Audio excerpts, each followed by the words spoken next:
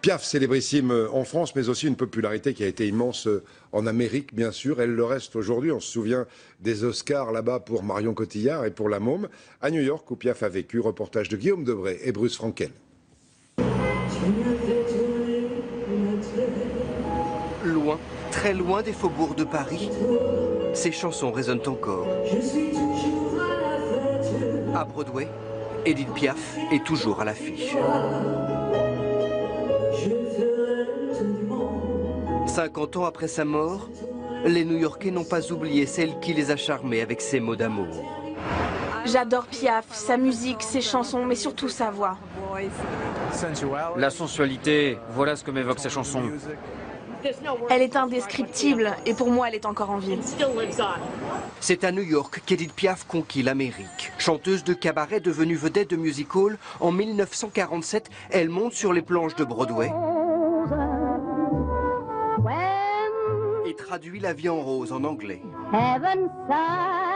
Une langue dont elle ne parlait pas un mot.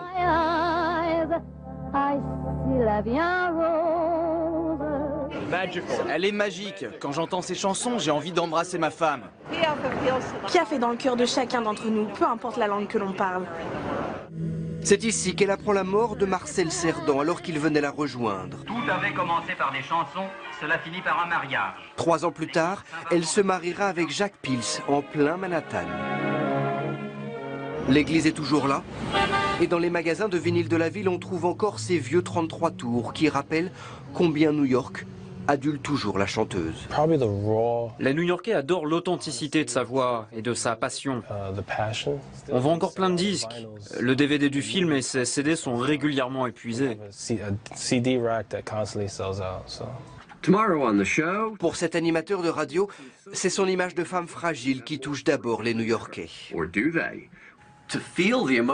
Pouvoir ressentir ses émotions alors qu'on ne comprend rien à ce qu'elle chante, c'est ça qui est incroyable pour nous.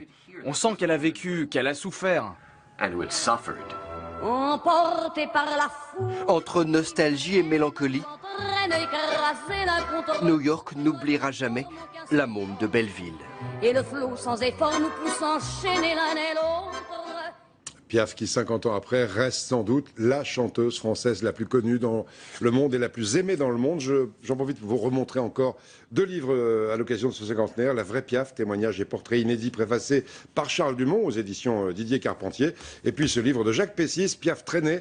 Jacques Pessis qui a reconstitué un dîner entre Piaf et Traîné aux éditions Don Quichotte. Toute la série de reportages de la semaine à revoir sur notre site internet. La bourse de Paris, elle ne bouge pratiquement pas alors qu'il est. Elle était en forme toute la semaine à 4220 points. Dans un instant, la météo de Louis Baudin, gare à la neige en montagne, à 20h Claire Chazal. Et on va se quitter une dernière fois avec Edith Piaf, bien sûr, et avec quelques-unes des photos exceptionnelles que son photographe, Hugues Vassal. Elles seront vendues aux enchères ce week-end à Tours. Je vous souhaite un bon après-midi, un beau week-end et à lundi. Nous aurons pour nous l'éternité dans le bleu